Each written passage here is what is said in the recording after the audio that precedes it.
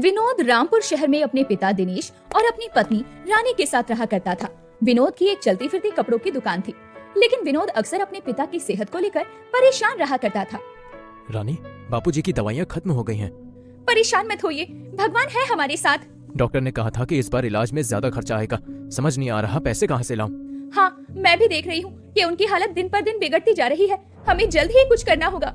मैं पूरी कोशिश में लगा हूँ रानी, पर अब कहीं न कहीं से पैसों का बंदोबस्त तो करना होगा। दुकान से कुछ बचत नहीं बन रही है क्या? इस महीने दुकान से ज्यादा कमाई नहीं हुई है।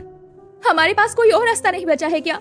सेठ राघव से उधार लेने का सोच रहा हूँ। लेकिन पिछली बार भी उससे कर्जा लिया था तो बड़ी मुश्किल से चुका पाए थे। सही कह रही हो, फिर से कर्जा लेना सही नहीं होगा। सुनो, मेरे मायके से जो सोने के कंगन मेरी माँ ने दिए थे उन्हें गिरवी रख देते हैं। जब हालात सुधरेंगे तो छुड़वा लेंगे। लेकिन रानी, वो तुम्हारे मायके की आखिरी निशानी है। मैं तुम्हें इस त्याग के लिए मजबूर नहीं कर सकता। घर और परिवार से बढ़कर कुछ भी नहीं। ये कंगन बाद में भी आ सकते हैं, लेकिन बाबूजी का इलाज रुक गया तो बड़ी दिक्कत हो जाएगी। तुम सच में बहुत समझदार हो रानी। मैं अभी सेठ राघव के पास जाकर कंगन गिरवी रखकर पैसे लाता हूँ। विनोद अपने पिता को देखकर भारी मन से कंगन गिरवी रखने निकल पड़ता है। समय बीतता गया, लेकिन दिनेश की हालत नहीं सुधरी। पैसों की तंगी बनी रही, जिससे मजबूर होकर विनोद ने बिना किसी को बताए अपने कपड़ों की दुकान सेठ राघव के पास गिरवी रख दी और कंगन छुड़वा लिए। नमस्ते सेठ जी। अरे विनोद, कैसे आना हुआ? सेठ जी, बापूजी की तबीयत पहले से भी ज्यादा बिगड़ गई है। दवाई और इलाज के लिए पैसे की जरूरत थी, इसलिए मैं अपनी दुकान गिरवी रखना चाहता हूँ। विनोद, मैंने पहले भी कहा था कि कर्ज सोच समझ कर लेना चाहिए। तुम्हारी दुकान ही तुम्हारा सहारा है। अगर उसे गिरवी रख दोगे तो आगे कैसे चलेगा? मैं जानता हूँ सेठ जी, लेकिन इस वक्त मेरे पास कोई और रास्ता नहीं है। सोच समझ कर फैसला लेना विनोद। मैं अपनी दुकान को गिरवी रखना चाहता हूँ, लेकिन सिर्फ 1 साल के लिए। इस 1 साल में मैं पैसे जोड़कर आपकी पूरी रकम चुका दूंगा और अपनी दुकान वापस ले लूंगा। विनोद, तुम जानते हो कि एक बार दुकान गिरवी रखने का मतलब क्या होता है? अगर 1 साल में पैसे ना लौटा पाए तो दुकान मेरी हो जाएगी। सेठ जी, मुझे खुद पर भरोसा है। मैं पूरी मेहनत करूंगा और वक्त से पहले पैसे लौटा दूंगा। ठीक है, लेकिन इस पर एक कानूनी लिखा पड़ी होगी, ब्याज भी लगेगा, और अगर समय पर पैसे नहीं लौटाए तो दुकान मेरी हो जाएगी। मुझे आपकी हर शर्त मंजूर है। ठीक है, मैं दस्तावेज तैयार करवाता हूँ, लेकिन याद रखना, वक्त निकलने के बाद मैं कोई मोहलत नहीं दूंगा। मैं वादा करता हूँ सेठ जी, 1 साल में आपका पूरा कर्जा चुका दूंगा। सेठ जी, आप मेरी पत्नी के कंगन भी वापस दे दीजिए। विनोद, वो पैसे फिर तुम्हारी दुकान के गिरवी पैसे से कटेंगे। जी सेठ जी, मुझे मंजूर है। एक तरफ विनोद मन ही मन अपनी दुकान खोने के डर और पिता को बचाने की उम्मीद के बीच झूलता रहता है। उधर रानी के मन में उसकी अपनी औलाद ना होने का दुख सताता रहता है। क्या हुआ रानी, आज बहुत चुप चुप सी लग रही हो? कुछ नहीं, बस ऐसे ही। ऐसे ही? मैं तुम्हें अच्छे से जानता हूँ। जब भी तुम्हें कोई बात अंदर से परेशान करती है तुम ऐसे ही खामोश हो जाती हो। तुम रोज अपने बाबूजी की चिंता में लगे रहते हो। घर की परेशानी, दुकान की हालत, सब कुछ तुम्हारे कंधों पर है। मैं कैसे अपने दिल की बात कहूँ? अरे ये घर सिर्फ मेरा नहीं, तुम्हारा भी है। अगर कोई बात तुम्हें अंदर से खाई जा रही है तो मुझे बताओ ना। विनोद, हमारे घर में सब कुछ है, मगर एक चीज की कमी मुझे हमेशा खलती है। क्या? हमारा अपना बच्चा। कमरे में एक पल के लिए सन्नाटा छा जाता है। रानी के आंसू अब उसकी आंखों से बहने लगते हैं। विनोद ये सुनकर स्तब्ध रह जाता है। वो रानी की इस पीड़ा को समझ तो रहा था, मगर आज पहली बार उसने अपनी पत्नी के मुंह से ये दर्द सुना था। रानी, चुप हो जाओ। विनोद, जब मैं किसी औरत को उसके बच्चे के साथ देखती हूँ तो मेरा दिल रो पड़ता है। मुझे लगता है कि शायद भगवान ने हमें ये सुख देने से पहले ही मुंह मोड़ लिया है। ऐसा मत सोचो रानी, भगवान किसी का बुरा नहीं करता। वो हमें भी ये खुशी जरूर देगा। लेकिन कब विनोद? पता नहीं कब तक ये सूना आंगन ऐसे ही रहेगा। विनोद रानी की पीड़ा को महसूस करता है। वो अपनी जेब में हाथ डालता है और एक छोटी सी डब्बी निकालता है। फिर वो मुस्कुराते हुए रानी के हाथ में कुछ रख देता है। ये तो मेरा कंगन है।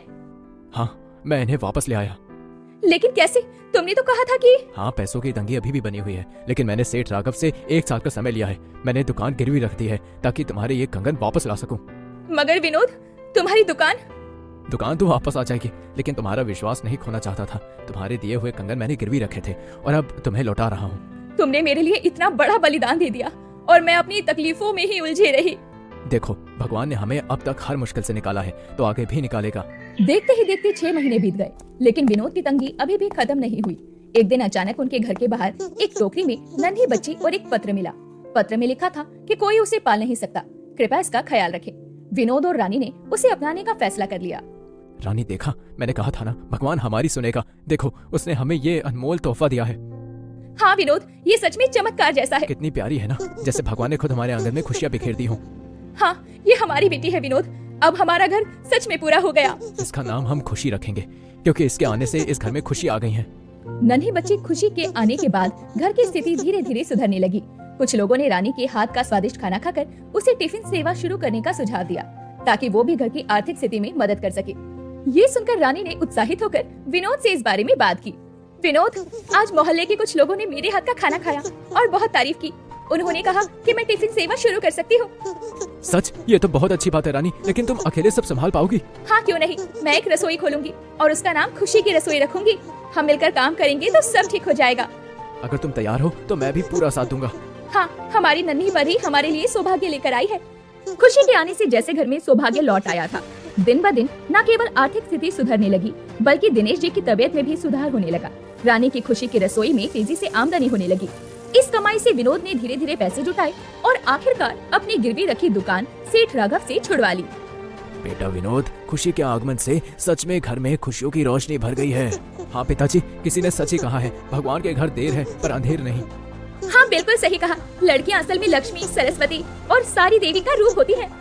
विनोद और उसके परिवार का संघर्ष एक नई सफलता में बदल गया। विनोद के परिवार को ये भी समझ आया कि गोद लिया हुआ बच्चा या लड़की कभी भी दुर्भाग्य का प्रतीक नहीं होती, बल्कि ये एक अनमोल सौभाग्य हो सकता है।